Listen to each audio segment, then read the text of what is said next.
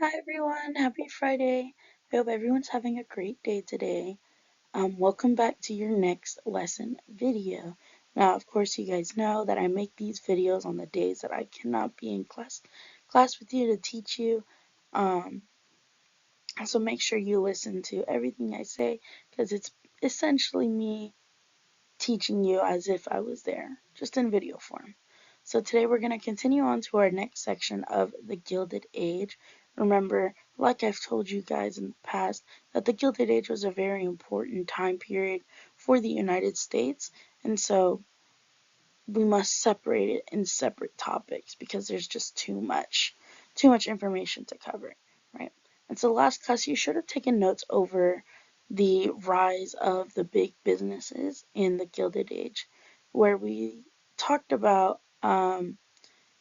how different businesses rose to power, how they were able to gain as much money, and we even talked about some of the pioneer businessmen at the time that really led to the various industries to grow, like the railroad industry, the steel and iron industries, and even the oil industries. And so, with that being said, today's lesson is going to be a response to last last class's lesson. So, in response to the rise of all of these businesses growing to power, we have this understanding that those who are wealthy and those who are business owners, a lot of them accumulated their wealth in not the best ways, right? Not all of them treated their workers well, right? And so as a response, the workers are going to then form labor unions. So as a general consensus, these labor unions, we've talked about them before, right? Were essentially these organizations of peoples, typically workers, who came together to fight back against their mistreatment from the businesses, right? They would come together and organize themselves to essentially demand and ask their employers for better working conditions, right? So to put into perspective how bad these working conditions were in the late 1800s, here's what the average day of a factory worker looked like. Most factory workers worked 12-hour days, right? So they would work from 6 a.m. to 6 p.m.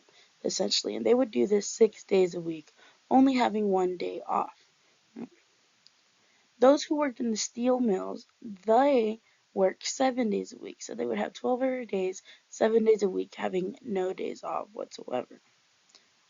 And to make matters even worse, typically these workers would have no vacation days, they would have no sick days, no unemployment compensation, or there would be no type of compensation for those who got injured on the job.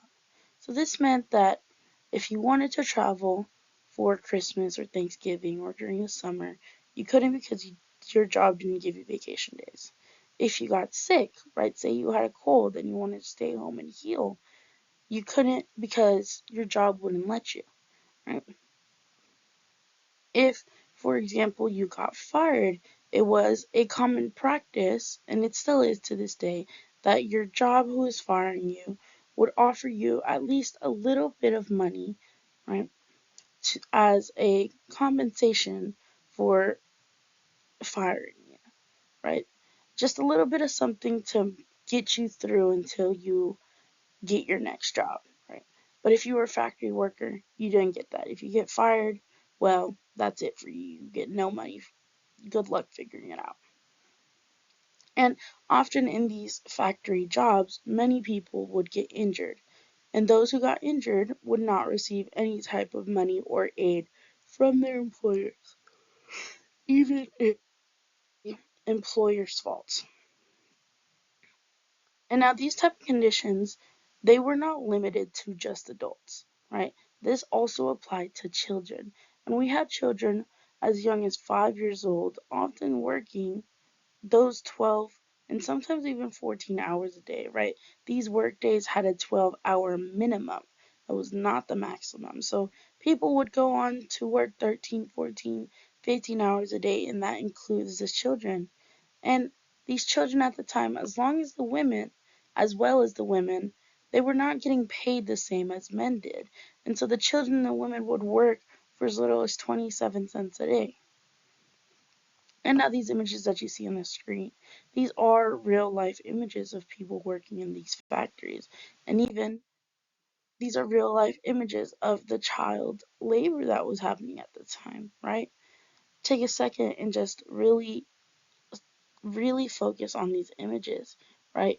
You can tell here that these children, they're not happy, right? They're dirty, and they look a little tired, which tells you and gives you more insight on how their lives, their job lives were really like. And so naturally these working conditions, again, were not great, right? They were pretty terrible. You worked so many hours for so little reward. But their owners, right, the business owners, they were working little hours and receiving many money, right? And people didn't think this was fair. They didn't think that this treatment was fair. And so for this reason, we're really going to see labor unions rise in power. And like I had previously said, the purpose of a labor union was to attempt to gain better working conditions and pay, right? It was when people were organized themselves to gain these and ask for these better conditions and pay. Now, labor unions, the way that they received any type of power was they had a strength in numbers. The more people joined a union, the more power they would receive. Right? And the labor unions, they fought back in many ways. Right? Most commonly known is that they fought back by boycotting products, meaning if they wanted to boycott a specific company, say for example, they have a problem with the company of Oreos, they are going to refuse to buy the product of Oreos. Right? They're not going to buy Oreos. And so that's what a boycott is, right? They're refusing to buy a product relating to a specific company. On top of this, these labor unions, they fought back by having sympathy demonstrations and informational picketing. Whenever they would protest, they would essentially tell and inform anyone who was walking by them, right? They would have these protests outside of their jobs or factories, and anyone who was near them, they would inform them, hey, this is how my employer is teaching me. This is how my employer is treating me. These are how my working conditions are.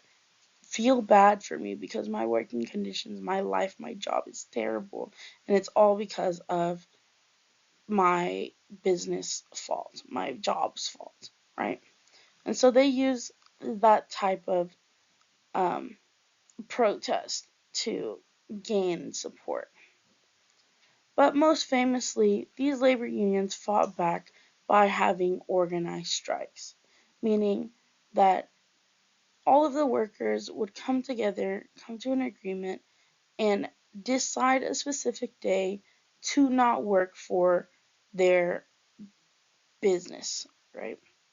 And they would say, I'm not going to work for you. We're going on strike until you meet the demands that I have made. So if they wanted a raise, they would say, starting Monday, we're not going to work for you unless you give us a raise, right? And essentially putting a halt to any type of production and money making that these businesses were trying to have. And so with this, obviously, it's only natural that these businesses, they're not going to like this, right? This is going to harm them a lot because if their workers are going on strike, then that means that production of their manufactured goods are going to be put to a halt, which means that they cannot sell their products and not make any money, right? Anytime that workers went on strike, that means that business was going to lose money. And with this difference in opinion and many of these strikes happening at times, sometimes those strikes could turn violent and turn into a riot. And so one of the most famously known riots at this time, during this time period, was going to be known as the Haymarket Riot in 1866. That's what this image represents here. And this was a violent confrontation between police and workers who were on strike in the city of Chicago. Now, again, most of the time these organized strikes would start off as peaceful demonstrations. But in the case of the Haymarket riot, at some point, the riot began when someone threw a bomb at the police who was attempting to break up this labor demonstration. And so, after some struggle, if you thought about the Haymarket riot as a battle between the police and the striking workers, after some time, the striking workers are going to end up losing this battle. And this loss is going to hurt the union labor movement, right? Because for the average American, those who do not work in the factories and are not a part of a union, they're essentially going to blame the union for causing this riot, right? They're going to blame the unions for causing this riot and becoming violent. And they're going to view all of the union movements as too radical, too extreme, and violent. And so, with that being said, labor unions still do continue to exist, and there are many, many labor movements that really rise to power at this time. But we don't have time to talk about every single labor union. We're really only going to focus on two of them today. The most famously known union at this time was called the Knights of Labor, and that's what this image represents here. That is the symbol of the Knights of Labor. Now, the reason the Knights of Labor is any type of significant for the United States history is because it was the first union to accept workers of all races and gender, right? We know there's a whole lot of social issues happening in the United States at the time, and many unions did not accept women or children or even those who are of any race that was not white. And so for this labor union to do that, well, it became the first one, and that showed that extra importance for it. And on top of this, the Knights of Labor, they had very similar demands, right? They pushed for an 8-hour workday, but they also pushed for equal pay for women, right? Because as we know, children and women did not get paid the same as men did. And what made the Knights of Labor more unique is that they accepted both skilled and unskilled workers. Right? Remember, to work in a factory meant that you were an unskilled worker because the actual job, to be trained for the job as a factory worker, was not difficult, right? You could teach someone easily. And so that would make it an unskilled job. Now, a skilled job is something that does require some type of difficulty to complete the job, right? Maybe it's a teacher, maybe it's a lawyer, something that requires you to learn a little more and do a little more, right? And so this union, the Knights of Labor, well, they accepted all, right? They accepted all types of jobs. Now, the second labor union that was important at this time is going to be called the American Federation of Labor. Now, very differently from the Knights of Labor, the American Federation of Labor only accepted skilled white males. However, they are significant during this time period because they're going to be one of the few unions that actually achieve success in the demands that they were asking for. So they are actually going to win higher wages and shorter work week for its members, which was a really, really huge plus. So naturally, these businesses, they did not like that these labor unions were rising and trying to fight back against the business's power. So the businesses, they went on defense and they fought back as well as a response to the labor unions. And they did this in many different ways. One of the most common practices that the businesses fought back against the labor unions was that they hired what were known as strike breakers, who were people who worked for a separate private company. In this case, the most popular one was the Pinkerton's National Detective Agency, and this is a real life advertisement from them. And these people, they were hired to use violence in order to get the workers back to work, right? Their whole purpose was to break the strikes that were happening. On top of this, the businesses, they made all of their employees sign a yellow dog contract to ensure they would not form any unions, right? And so they made this a new condition and requirement for those who are employed in the businesses to ensure that they will not join a union or even attempt to join a union. And if they broke this contract and they did join a union, well, then they would be fired from their position in the company. Businesses and business leaders also often replaced their less skilled workers with scabs. Now, scabs were people who were also unemployed at the time and they were desperate for jobs, right? These were the people that were willing to do anything and everything and accept any type of working conditions as long as they had a job. And so, if you were one of the lesser skilled workers that is easily trainable, if they had gone up to their managers and their bosses to ask for better working conditions or ask for a raise, their boss would respond with, "You are easily replaceable, right? Your job is not difficult, so it's either you accept the conditions I have given to you already, or you're fired and I replace you with a scab." Right? And so this was essentially a threat to those less skilled workers. And lastly, the businesses, they had support from not only other businesses and the wealthy, but they had support for the government, right? And remember, at this time, even though we have a laissez-faire ideology where the government is hands-off, that means that the government cannot intervene with business practices, right, and prevent businesses from getting money. But it also meant that the government is willing to do anything to make sure that the businesses are being successful. And that meant supporting and giving aid to these businesses at any point. So, whenever a lot of these strikes were happening, the government went as far as sending the army and intervening these strikes to make sure these workers get back to work. Even the court and the law was going to side with the businesses. So it's very clear that the businesses have a majority of the power here, and the labor unions, well, they're the underdogs here. They do not have power, they do not have support from anyone else other than the workers themselves. Surely, with these two differing opinions on what these people believe in, that's going to lead to a lot of disagreements between two people, right? And so the businesses and the labor unions, they obviously do not like each other, and in some cases, these disagreements are going to lead to violence, right? And so I'm going to talk about three major events that happen when a business and a labor union had a disagreement and it put a halt in the United States economy.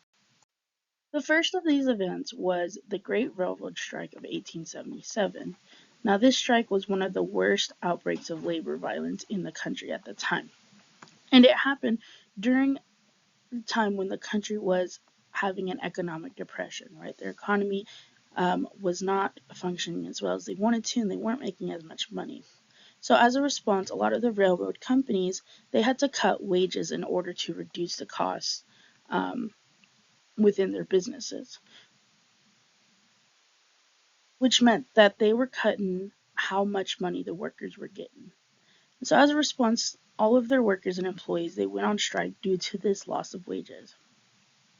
And the railroad workers, once they went on strike, they asked for support from other people from other industries, and they were soon joined by 500,000 workers from other industries that were not railroad related.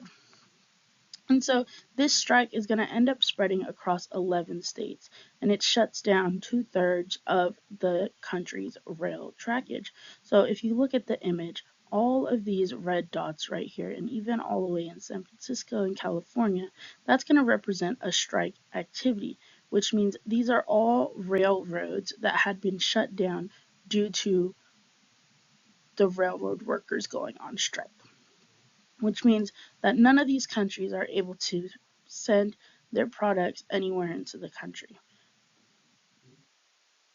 And so, naturally, this is going to affect the country's economy. It's stopping trade that's happening within the states. So, as a response, the railroad companies, they're going to ask the government for help. And the president at the time, President Rutherford B. Hayes, he's going to send the federal troops to go end the strike, which is going to begin a violent disagreement between the strike workers and the government, the federal troops, leading to about 100 people dying. It is after that that the strike is going to end. Now, these businesses, again, as a response to all of these strikes, they're going to participate in what's known as strike breaking. And so there are two big strike breaking events that happened in the 1890s. One of them is called the Homestead Steel Strike in 1892. Now, the Homestead Steel Strike was directly related to Andrew Carnegie, right? Remember Andrew Carnegie, the businessman that we learned about last class, who dominated the steel and iron industries. So one of Andrew Carnegie's businesses was the Homestead Steel Plant, and its manager was a man named Henry Clay Frick. In 1892, Frick had cut the wages of his workers by nearly 20%. So, for example, if his worker was getting $10 a week, those $10 went from $10 to $8 a week, right? And so that made a difference for a lot of these iron and steel workers. But Frick, he knew when he cut those wages that the workers were going to get angry, and he was expecting a strike, right? He anticipated it. And so, as a result, he also planned ahead. He planned ahead knowing that his workers were likely to go on strike, and he hired strike breakers and private guards and a bunch of other weapons used for lockout um, in order to defeat the steel workers' walkout and strike the moment that it happened. And so, after 5 months of these steel workers going on strike, they did end up losing. And again, if you think about this as a battle between the business and the workers, in this case, the business won that battle and the workers did not. And this is going to be a really huge failure for those who work in the steel industry. It's going to be so big that this failure of this strike is going to set back the union movement for the steel industry until the 1930s, which is roughly 40 years. So for the next 40 years, the steel industry and their unions are not going to make any type of progress. Now, the last strike breaking event that happened in the 1890s that was significant was the Pullman strike of 1894.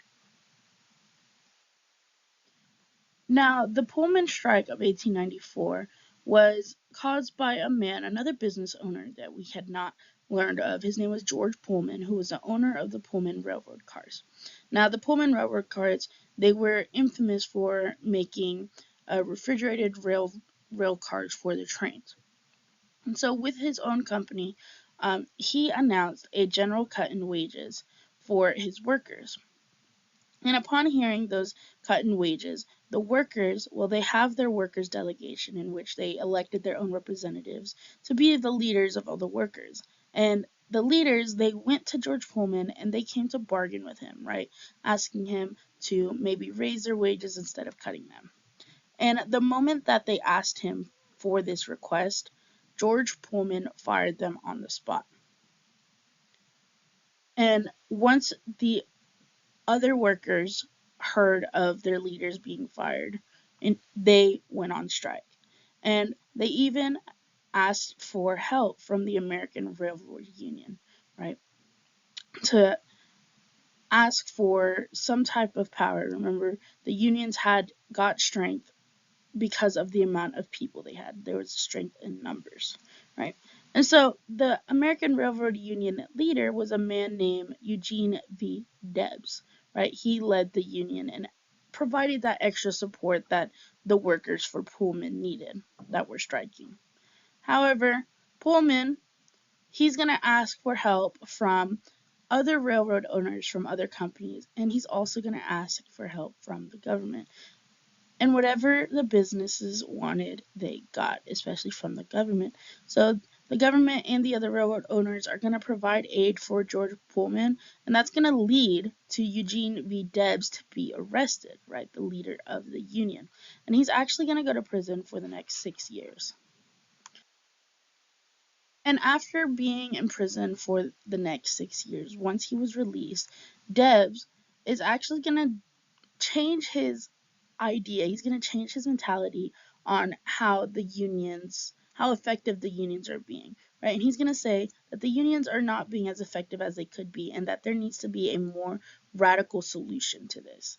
And so by the year 1900, Debs is going to go on to found the American Socialist Party, and we'll talk about the importance of that party at another time. So with that, we end the lesson.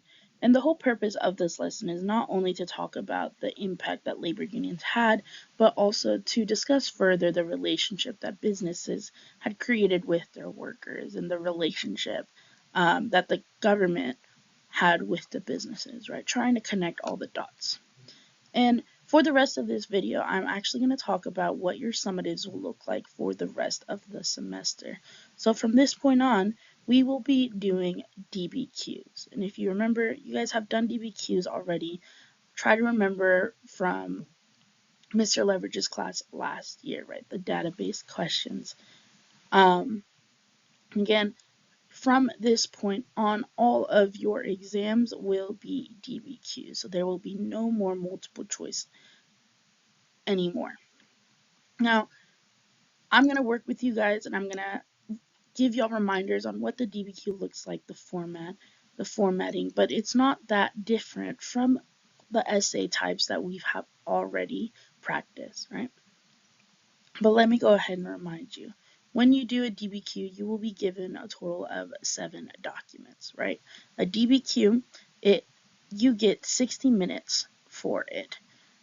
It is recommended that you use 15 minutes of those 60 minutes to plan it, right? Here is where you should be analyzing your sources and planning out the major points of your essays. The other 45 minutes should be spent writing. And at next class, we'll be going over the rubric of the DBQ, but just know that it is a maximum of 7 points, right? There is a point for the thesis, there is a point for the document use and analysis, there is a point for bringing in an outside fact, for contextualization, there is a point for complexity of your essay, meaning do you provide a synthesis or a counter argument, and there is a point in using happy. Now, happy is what your independent practice is about today. That is what you will be practicing for today's assignment. And remember that DBQ, you must use the documents, right? You must use the documents and test your historical thinking skills. And as for the questions of a DBQ, right, the prompt, they are the same from the long essays that we have already done, right? The question will either be a compare and contrast question, a causation question, or a change in continuity over time question. Now, again, it is very important that you're paying attention because from this point on, every single one of your exams will be DBQs. And your first one will be coming up soon. It will be on January 27th to 28th. So just to give you some reminders, let's review happy really quickly. If you don't remember, don't worry. I have printed out a cheat sheet of happy for you that you must keep safe. But let's review. The H in happy stands for historical context. when you get your documents and you have to analyze your sources, the first thing you must do is explain what's going on when the document was being written. What were the dates? What were the events that was happening, the trends? And how does this, right, the stuff that's going on at that time, how does that affect the message of the author?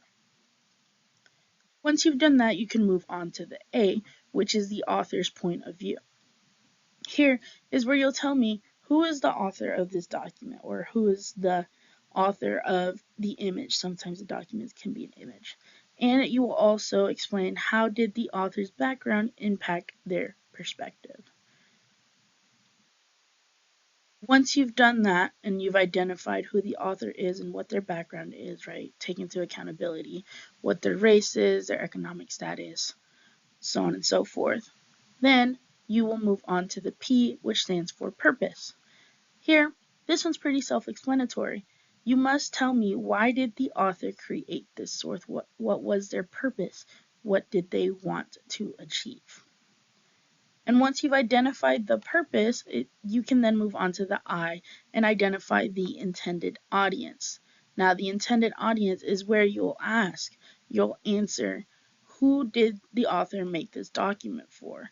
And how does this impact the author's message?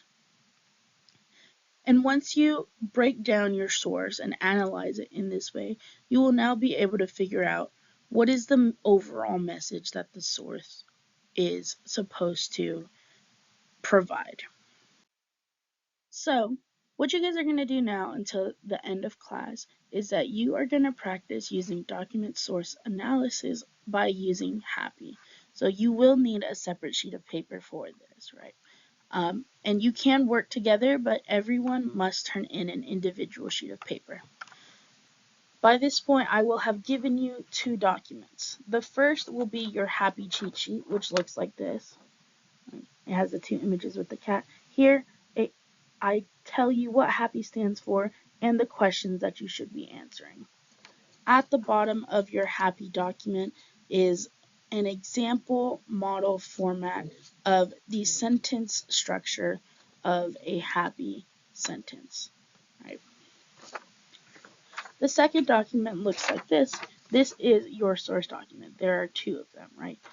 The one with the words, this is based off of labor unions. And on the back is actually an image source. It's a political cartoon about political corruption. And right here, it tells you who created this source, and the same applies for the other one.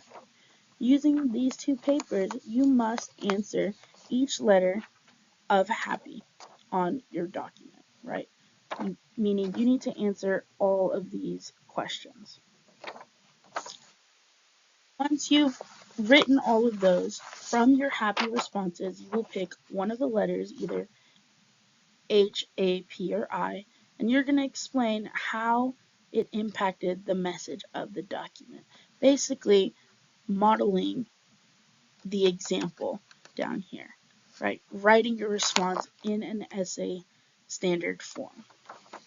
And those sentences must be in 2 to 3 sentences. Now, this should be due at the end of class, but at minimum, you should have at least one source already analyzed. As always, if you do not finish, it is due at the beginning of next class, so make sure you have those complete when I see you again on Tuesday. Now, of course, if you have any questions about anything at all, feel free to reach out to me. You guys already know that my tutorings are on Thursdays after school, but I'm typically here anytime after school, any day. Just make sure you come talk to me, and I am more than happy to provide you that additional support that you may need. Now, work on your assignment for the rest of class, and I hope you guys have a good rest of your day and enjoy your weekend.